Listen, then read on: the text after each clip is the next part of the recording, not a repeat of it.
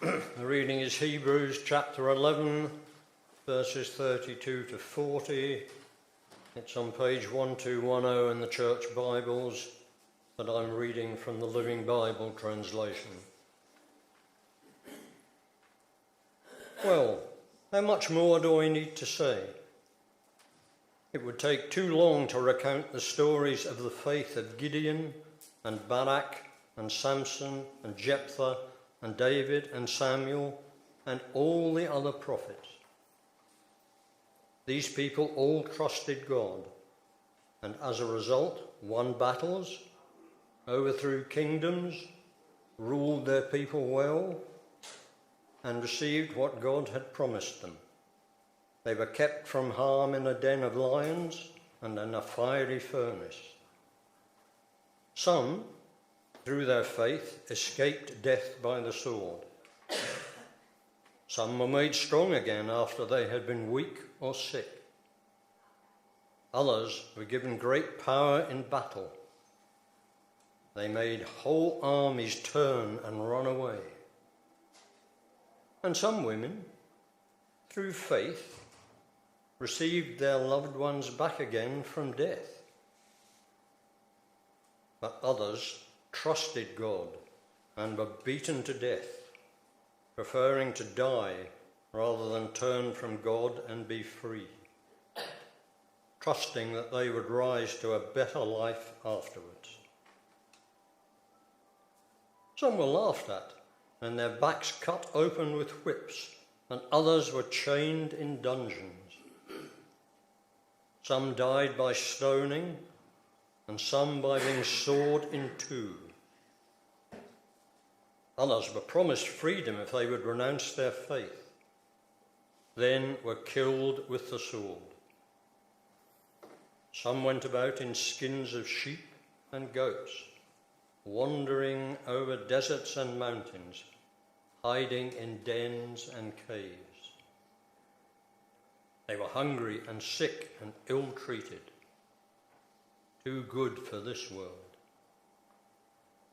And these men of faith, though they trusted God and won his approval, none of them received all that God had promised them. For God wanted them to wait and share the even better rewards that were prepared for us. Amen.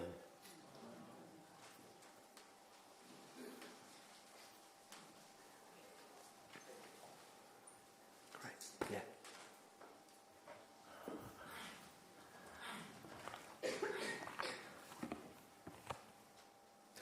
Well, good morning. Thank you so much for inviting me. I think this invitation's been a long while in the making, isn't it, Charlie? I think it came out of when Holly was running the Just Love group at Exeter University, and I went down and spoke. I'm not quite sure how that invitation came. Oh, Tabby Anderson? Yeah. Anyway, so went down to speak there, and it just so happened that Charlie and your wife were there as well that weekend, and through some bizarre circumstance, we realised we had mutual friends in Julia Marina Speroni, and anyway, Charlie said, come down and speak sometime, and that was how many years ago? But anyway, we're here now, so thank God. Thank you so much for inviting me. You know, the passage we just read is kind of a bit difficult to understand in some respects, because the whole chapter of Hebrews, chapter 11, is a chapter that talks about the heroes of the faith, basically, from the Old Testament. And if you read the first part of the chapter, you'll see examples with people's names and all of that. But this last few verses that we read just is more of a generalisation, and it talks about those people that were delivered from the edge of the sword. So I guess we're thinking about people like Shadrach, Meshach, and Abednego, and Daniel, who were delivered from death. And but then halfway talks about some amazing things that happened to people where God saved them. But they'd stood up to persecution, but God had saved them. But then it turns round in the second part of the chapter, the second part of the bit that we read, and it talks about others were not so lucky, if you like. That others were imprisoned, were tortured. It talks about people being, if you read the NIV version, it talks about people being sawn in two. It means beheaded. And you sort of think to yourself, well, were those people that were beheaded and those people that were tortured, didn't they have as much faith as those that were delivered? The answer is no, that's not the case, because it says at the end of the chapter that all of them were commended for their faith. So why some suffer and some are delivered, I don't know. I have to ask Charlie, he's the pastor, he knows things like that. But you know, that case is exactly the same today. And throughout the world, I could be here for a week telling you stories of miraculous deliverances. I could be here a week telling you stories of terrible things happening to people that we can't understand. But we just have to... I parked that a bit this morning, but I tell you that to paint the picture that persecution has been around forever. It's been around since the beginning of the world. It's been around, and particularly people have persecuted for their faith in God, and that carries on today. And to a degree, as Christians, we'll come on to other faiths later, but as Christians, to a degree, we have to recognise that actually we can expect to be persecuted. We are fortunate in this country and that we're not persecuted. And whenever I go to churches, one of the first questions I always get asked is, what about the persecution in England? Well, I'm sorry, but we haven't got persecution in this country yet. It could come. There's no doubt. There's lots of stories of discrimination. There are lots of stories of things that we don't like, but we are not being persecuted as a group. If we were being really persecuted, this church we would be worried about coming to church this morning. And none of you, I trust, were worried about coming for security reasons, coming to church this morning. But nevertheless, Jesus said, if the world hates you, keep in mind that it hated me first. That's what he says in John 15, verse 18. And Paul tells Timothy in 2 Timothy 3:12, he says, everyone who wants to live a godly life in Jesus, who wants to live a godly life in Jesus this morning? You know, there's a few people. The rest of you probably know what the rest of that verse says. It says, if you want to live a godly life in Christ Jesus, you will be persecuted. That is that's one of those promises that you don't find in the promise box.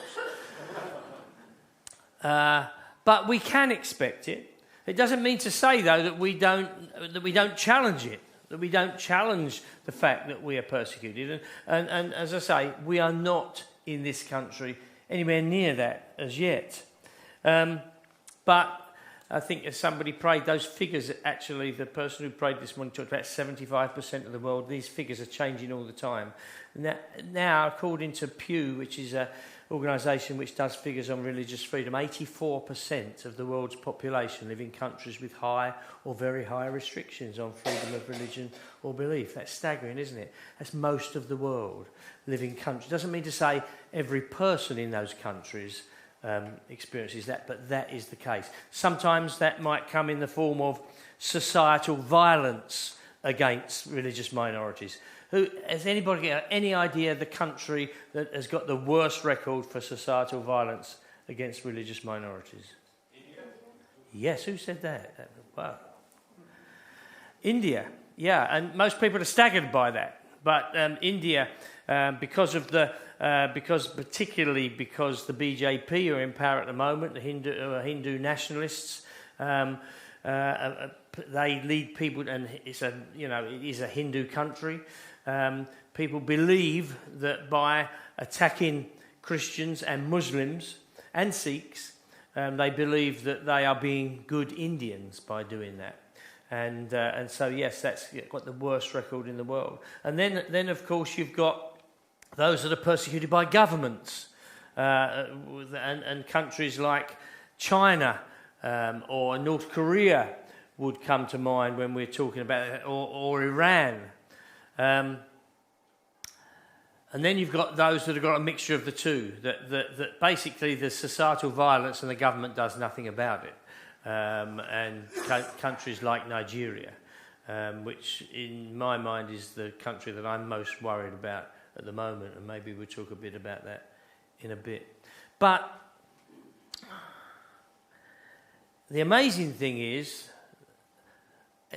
has anybody got any idea where the fastest, and you be quiet at the back because you obviously know these Christians, where is the fastest growing church in the world? What country?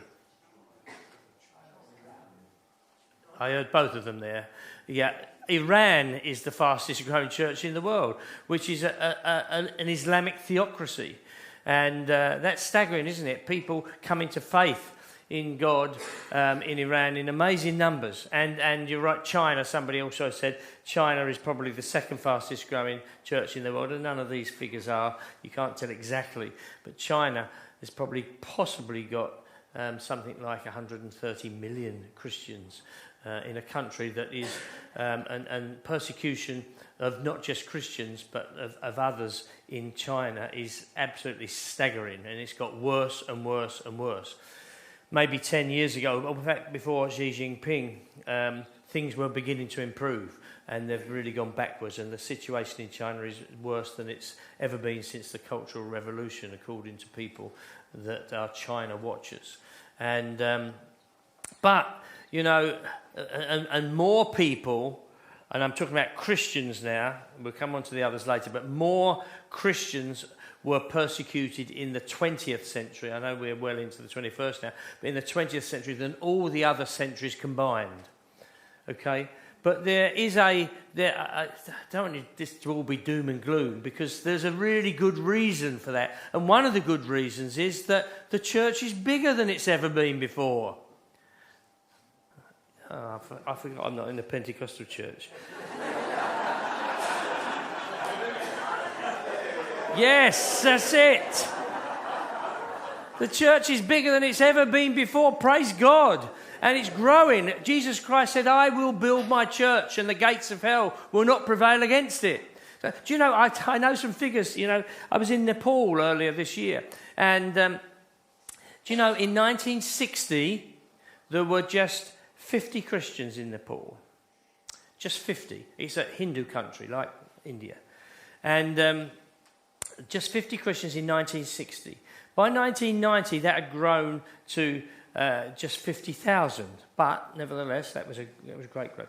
When I was there earlier this year, well, in fact, I knew this before I went there, but I was asking, how big, there's churches everywhere. I said, how big is the church in Nepal today?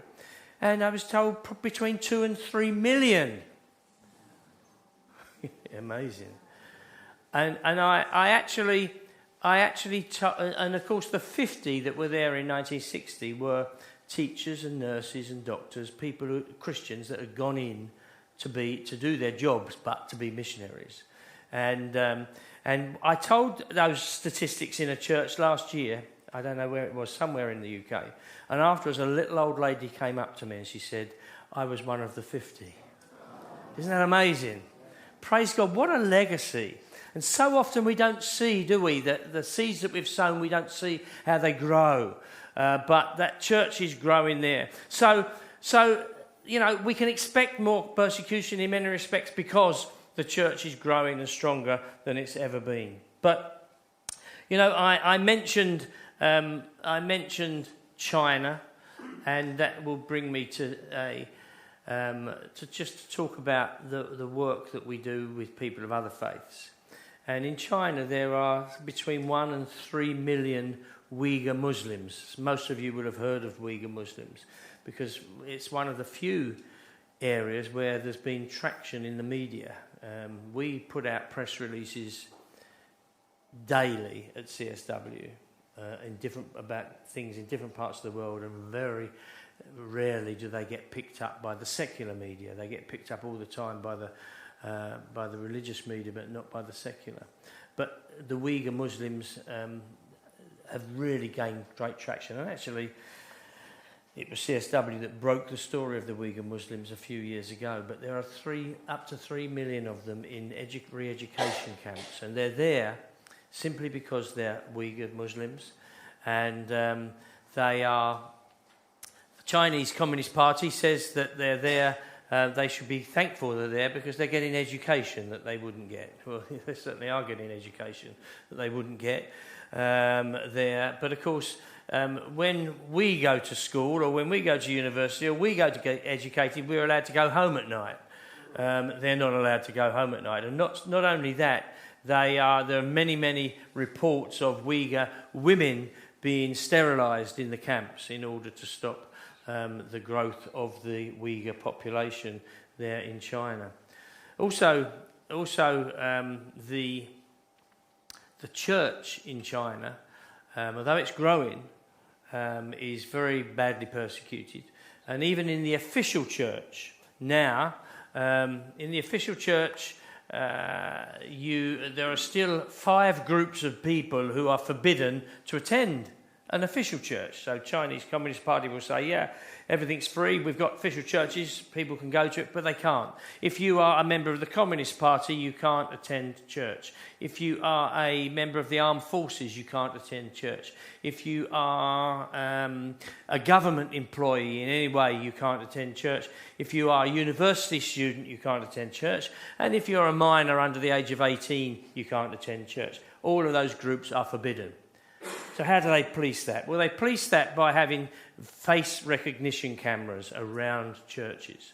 The Chinese Communist Party, if this was in China today, as you'd come in the gates of the church, there will be cameras. So nobody could get into the church grounds without a camera picking them up. And there would be, in this auditorium, in this sanctuary, there would be cameras all around, put up by the Chinese Communist Party, and they would recognise your face, and they check that against identity card photographs, so they know who you are. Now, I'm not saying that everybody in those groups who comes to church are always picked up by the police, but many of them will be. So the situation in China is really, really bad. It's a job to know.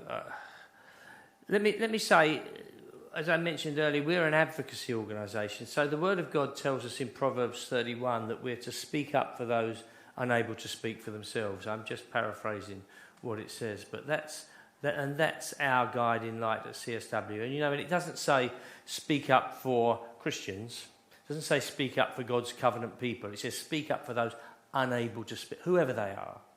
And when we looked into why we should be doing what we're doing with all faiths, that was one of the verses that we looked at. Some people use Galatians 6 verse 10 that says, do good to all, but especially to the household of faith or household of believers. And that's great, there's nothing wrong with that, but they just pick the second part of the verse and say that we should only be speaking up for the household of believers. It says in the beginning, do good to all. And when the man came to Jesus and said, who's my neighbour? Jesus said, and he was hoping that Jesus was going to give him a list of 6 people he could tick off. They used to like doing their tickings off, didn't they, the Pharisees? But Jesus said, no, the world is your neighbour. But then he picked out especially a group of people that the Jews hated. And hated them. So, it really, and if 2 people walked in this door this morning, one was a Christian and one was a Muslim, and they were both hungry, and you only had enough food for one, you wouldn't give it. In fact, you'd probably give it to the Muslim rather than the Christian, but you'd break it in half. But you'd feed both of them, wouldn't you? We have to. It's what the Bible tells us to do, and it's what as Christians is the human thing to do. We're all made in the image of God, but also we have to recognise as Christians, we have to recognise that God gave everybody a free will to choose. Not everybody chooses to be Christians. And some people are persecuted in the world today because they're atheists. So the work that we do, and the work that we do, as I said earlier, we're advocacy. We don't do aid. We don't get involved in things like delivering Bibles or anything like that. What we do is we speak up in the places of power. And I've just been in Prague all week at a conference, and it's a ministerial conference. At ministerial level, 80 foreign ministers from around the world coming together to talk about what we call freedom of religion or belief. So that includes people, it includes atheists and humanists. But anybody, we believe that everybody should be free to practice their religion or belief, or no belief at all. So that's really, really important. But we do those things at that kind of level. And I haven't got time to go into that this morning, but it's really important that there are voices speaking up about this. You know, when I started, we talked earlier when Charlie asked me, and I said that I started it with a friend of mine who was an MP. Well, we tried to find other MPs that were interested, and there were three. There were four MPs. One of them was him. One of them was a very young MP called David Alton, and most of you will have heard of Lord Alton today. He's still speaking up on those issues. One of them was David Amis, who was assassinated a couple of years ago in Southend-on-Sea. A very dear friend of mine. We travelled to different countries together. And the other one, funnily enough, because in fact, David Amis and David Atkinson, the guy I started it with, were Catholics. But the third person that joined us was an Ulster Unionist who was at the time the Grand Master of the World Orange Order, called the Reverend Martin Smith. So you can tell that we never discussed theology. Otherwise, CSW wouldn't be here today.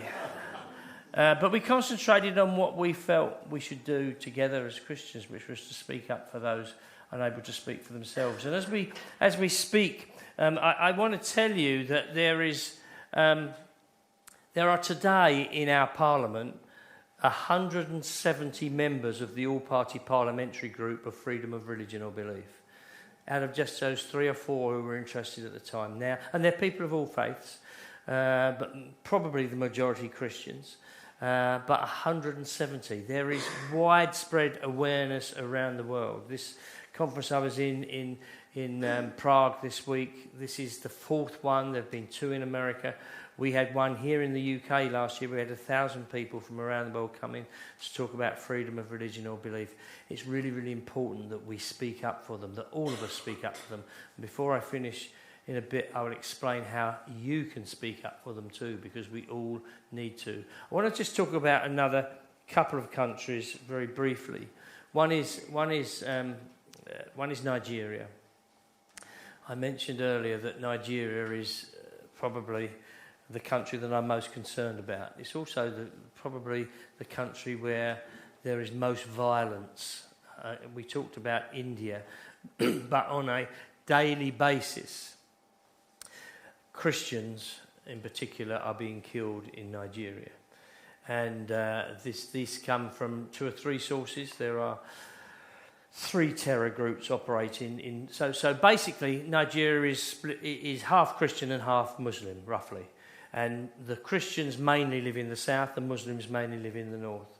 But there is a strong, vibrant church in the north, despite the fact that they're in very much a minority. And the central belt, where there's much more of a mix. It's in those areas where the terror groups are operating. And there's a group called the Fulani herdsmen, who are, and it's now the Fulani militia, who have been armed with. All of these groups are armed with modern weaponry, AK-47 rifles, and even missiles. Fulani militia who go around the Christian farming villages and attack whole villages at a time. They also kidnap Christians constantly on the roads in Nigeria.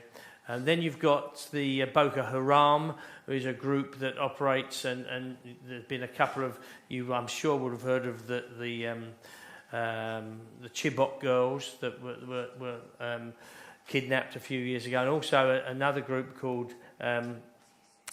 of girls taken from a school in Dapchi There's a particularly poignant story of a girl called Leah Sharibu.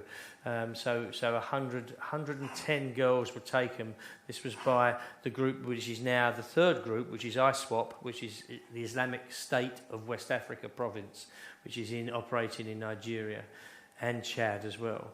And they took 110 girls, and the government negotiated immediately their release. And so it shows it can be done, incidentally.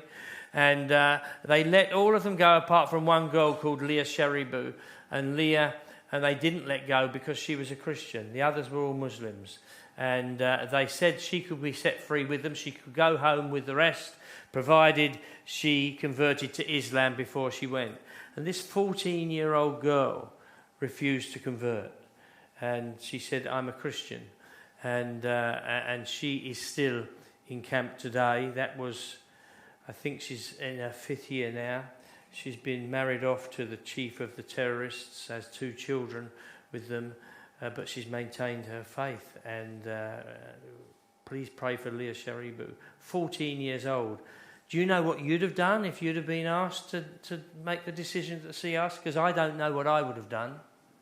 I hope I would have done the same as her, but none of us know, do we, until we're in that situation. And so the situation in Nigeria is horrendous, and it really is the most dangerous place that I go.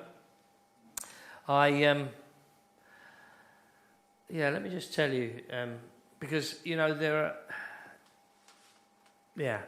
few years ago, I've got a 23-year-old son, and when he was 17, he was at school down in Bath, a Christian school called Moncton Combe, and but Seth, my son, had constantly said to me, Dad, can I come on a trip with you? He'd always wanted to come on a CSW trip, and so he said, I've got 2 weeks off at half term, and can I come with you? Are you going anywhere in this half term? It was this time of the year, it was October time, and I said, well, I'm going to Nigeria. So he said, well, oh, great, I'll come. So I said, well, hang on a minute. So he said, yeah, please, will you pay for me to come? I said, yeah, I'll pay for you, but not the organisation, obviously. But yes, I will.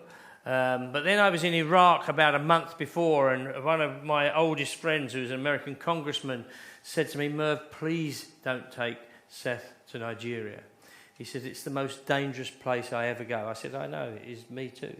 He said, please don't take him. And I went home and I thought, I'm going to have to tell Seth he can't go. And because it's the last thing Frank Wolf said to me before I left Iraq. Don't let him go, will you? Anyway, when I got home, he said, Dad, don't worry. I've had all these words being given me about courage and verses from the Bible, so I'm going. My wife really didn't want him to go. It's funny because she never minds me going, but anyway.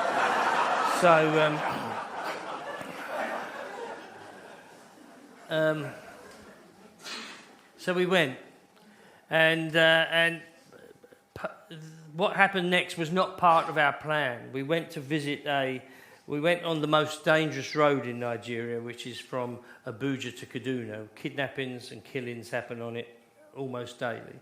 So a horrendous road, but we decided we wanted to go and visit a village where 30 Christians had been killed a few weeks before while they were in church, and we just wanted to go to be with them, to tell them we cared for them, to pray for them, and to say that we would tell their stories. And we went up to this village. I won't tell you the bit about us being actually kidnapped on the way by a terror group, but it only lasted for about 2 hours, but somebody put it on the WhatsApp group and my wife was extremely worried. But anyway, but we got to the village and we went into a sort of village hall, which was probably about the size of this church, and they told us their stories, and so they were farmers, and they'd not only have these 33 been killed in church, but they'd had regular killings as people. They couldn't go out into the farms, into the fields to farm anymore because they were being killed, and they brought in so they was beginning to starve because they couldn't grow their food, and they brought in a young 15-year-old boy into the village hall, and he'd got a bullet in his leg, and it had been there for 3 months. And the stench was awful because it was going gangrenous, and he'd laid in a ditch after he'd been shot, pretending to be dead, waiting for the terrorists to go, and then he got back to the village. And as we left the village, as we were driving, and there were 4 of us in the car, my son and I in the back, and the head of a big denomination in Nigeria in the front with the driver. And my son said to the guy, and the leader of the denomination, he said, "Why couldn't that boy," he's 2 years younger than me, he said, "why couldn't that boy get his leg treated?" And he said, "Well, there's no hospitals for miles around, and even if he'd have got to a hospital, he wouldn't have been able to afford the treatment." Incidentally, we did get the boy treated. So my son said, naively, as a 17-year-old boy, he said, "Well, why doesn't someone build a hospital here then?" And the guy said, "Well, if somebody could raise the money to do it, my denomination would run the hospital." And so my son said, "Well, how much would it cost?" And I'm thinking, I'm knowing where this is going. And the guy said, I'll make it. And he made a couple of phone calls, and he said £50,000 to build a small clinic with an operating theatre, with accommodation for doctors, and all this blah, blah, blah, 50,000. So my son said, "Okay, I'll raise it, start the work." And I'm saying, "Seth!" I'm thinking of my reputation, terribly. "Seth, you can never raise £50,000. Do you know what that means?" So he said, "Dad, I know I can't raise £50,000. He said, "But God can provide it."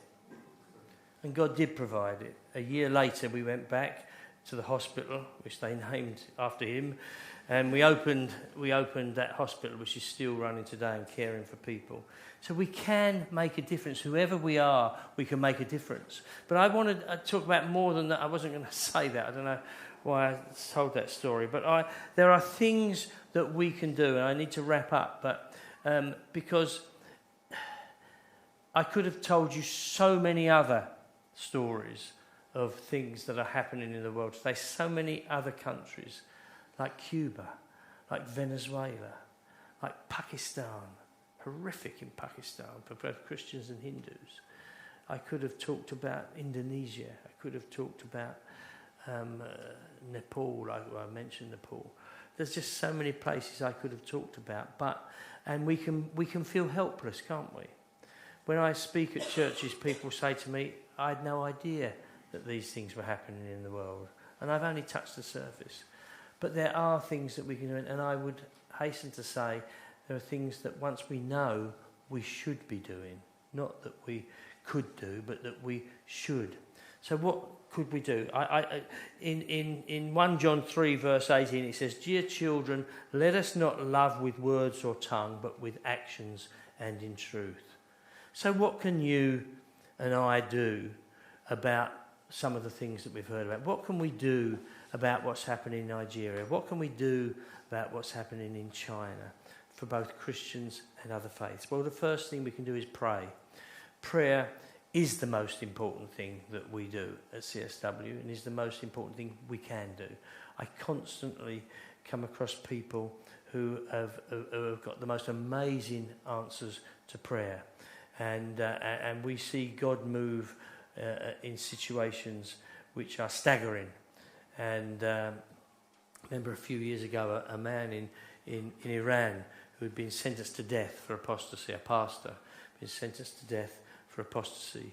And we called, and we knew he refused. They gave him the chance to recant his faith several times in the Supreme Court. And when his case was cut, this final appeal was coming to court. Well, first of all, we'd mobilise our supporters to send emails to the Iranian embassy in London. And but then on the day that he was due to be sentenced, the day before, we called 24 hours of prayer around the world. And on the morning that he was going to court case, I always remember it, I had a phone call, it was about 7 o'clock in the morning, from one of my staff that said, Pastor Nadakani has been released. He's been set free. All charges have been dropped. That is an answer to prayer. But it's also in response to a protest, because people had been protesting. People had been sending emails. So we can pray, but we can protest too. And we should protest. Speak up, it says, for those unable to speak for themselves. Speak up. And if you go onto our website at CSW, and in fact I've got lots of literature there you can take away with you today in the other room.